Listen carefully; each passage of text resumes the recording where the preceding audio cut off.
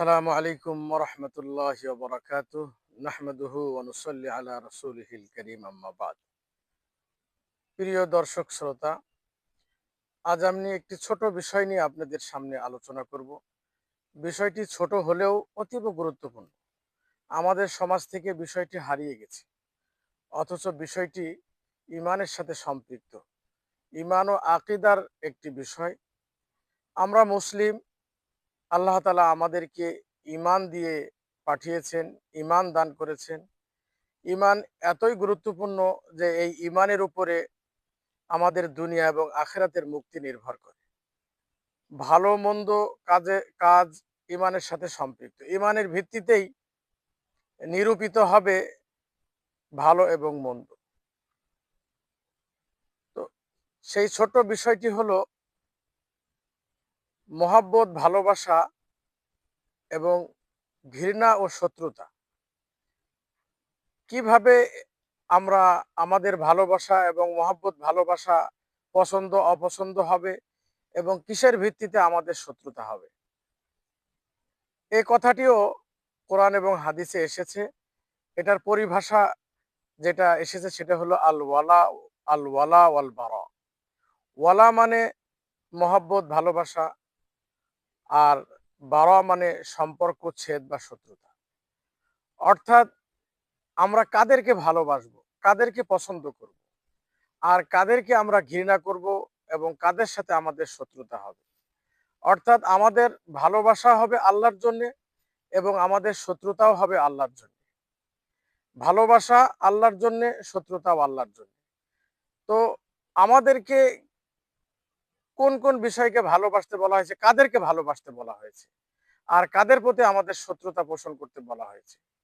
হাদিসে পাকে রাসূলুল্লাহ সাল্লাল্লাহু আলাইহি সাল্লাম বলেন, আল মুমিনুনা ইখওয়া, যে মুমিনরা পরস্পর ভাই ভাই।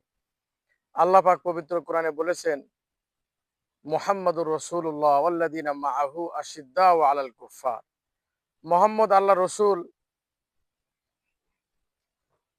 মুহাম্মদ আল্লাহ রসুল এবং তার সাথীরা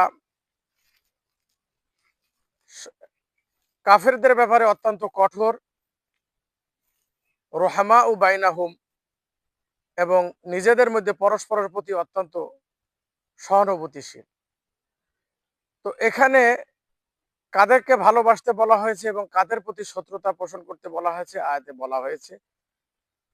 তো যাদেরকে ভালোবাসতে বলা হয়েছে তারা হলেন, সর্বপ্রথম হলেন আল্লাহ তাআলার মনোনীত নির্বাচিত নবী রাসূলগণ, তারপরে সাহাবাগণ, এরপরে মুমিন মুসলমানগণ যারা ঈমান এনেছেন আল্লাহ এবং তার রাসূলের উপরে।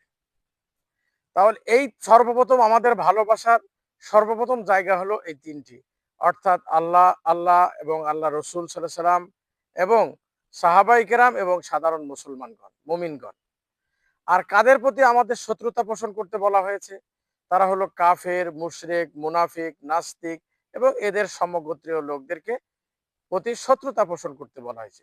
এটাকে বলা হয় যে ভালোবাসাও হবে আল্লাহর জন্য এবং শত্রুতাও হবে আল্লাহর জন্য। তো আমাদের ভালোবাসা হবে আল্লাহর জন্য, অর্থাৎ আমরা ভালোবাসবো আল্লাহকে, আমরা ভালোবাসবো নবী রাসূলগণকে, আমরা ভালোবাসবো সাহাবাই কেরামকে, আমরা ভালোবাসবো মুমিনদেরকে।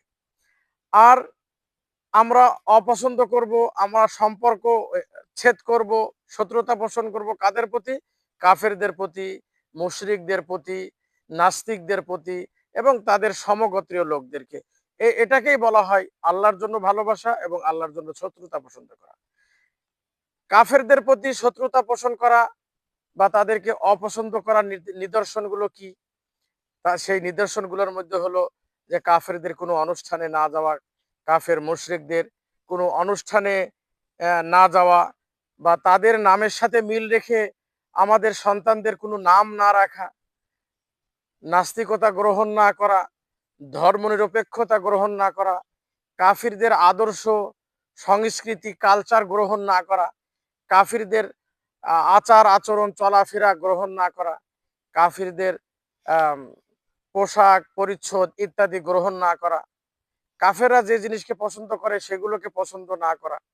এভাবে কাফেরদের সব আদর্শ, কালচার, সভ্যতা, সংস্কৃতি, পোশাক, পরিচ্ছদ, চাল, চলন এবং তাদের আচার, অনুষ্ঠান, নাম এগুলোকে পরিহার করার অর্থ হলো কাফেরদের প্রতি আহ, শত্রুতা পোষণ করা, এবং এটাই আল্লাহর জন্য শত্রুতা পোষণ করা হলো। আর আমরা মুমিনদেরকে ভালোবাসবো, নবী রসুলগণকে ভালোবাসবো, নবী রসুলগণের যে আদর্শ রেখে গেছেন কোরআন এবং সুন্নাহ, সেটাকে আমরা ভালোবাসবো। মুমিনদের প্রতি আমরা সদয় হব, এবং মুসলিম উম্মাহ যদি কোনো ক্রাইসিস বা সংকটে পড়ে, সেই সংকটে মুসলিম উম্মার সাথে থাকা। সারা দুনিয়ায় কোথাও যদি কোনো মুসলমান নির্যাতিত নিপীড়িত হয়, তাদের প্রতি সহানুভূতি প্রকাশ করা, তাদের সাহায্যে এগিয়ে যাওয়া।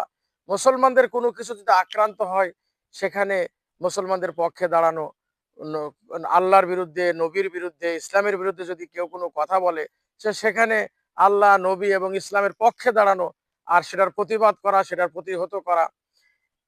এভাবে সব বিষয়ে কোরআন এবং সুন্নাহর যে বিষয়গুলো আছে, সেই বিষয়গুলোকে মেনে চলা, সেই বিষয়গুলোকে গ্রহণ করা, এটাই হলো ও আল্লাহর জন্য আম, ভালোবাসা। তাহলে আমরা সার কথা হলো এই, যে আমাদের ভালোবাসা হবে আল্লাহর জন্যে, এবং আমাদের শত্রুতা এবং ঘৃণা সেটাও হবে আল্লাহর জন্য। তো আমাদের আল্লাহর জন্য ভালোবাসা হলো আল্লাহ, নবী রসুল, কোরআন, সুন্নাহ, সাহাবাই কেরাম এবং মুমিনদেরকে ভালোবাসা। আর যারা এগুলার বিরোধিতা করে, সে কাফের, মুশরিক, মুনাফিক, নাস্তিক, সমগোত্রীয়, এদের এবং এদের আদর্শ, কালচার, এদের রাজনীতি, এদের সভ্যতা, সংস্কৃতি, এদের অর্থনীতি, সবকিছুকে ঘৃণা করা, সবকিছু থেকে দূরে থাকা। এটাকেই বলা হয় আল ওয়ালা ওয়ালা ওয়াল বারা, অর্থাৎ আল্লাহর জন্য ভালোবাসা এবং আল্লাহর জন্য শত্রুতা পোষণ করা। এটা আমাদের ইমানের একটি অংশ, আকীদার একটি অংশ। দুর্ভাগ্যজনক হলো এই, যে আমাদের আজকের মুসলিম সমাজ এই আকীদা এবং ইমান থেকে অনেক অনেক দূরে সরে গেছে। এই বিষয়টিও তাদের জানা নেই, যে ভালোবাসতে হবে আল্লাহর জন্য, এবং শত্রুতা পোষণও করতে হবে।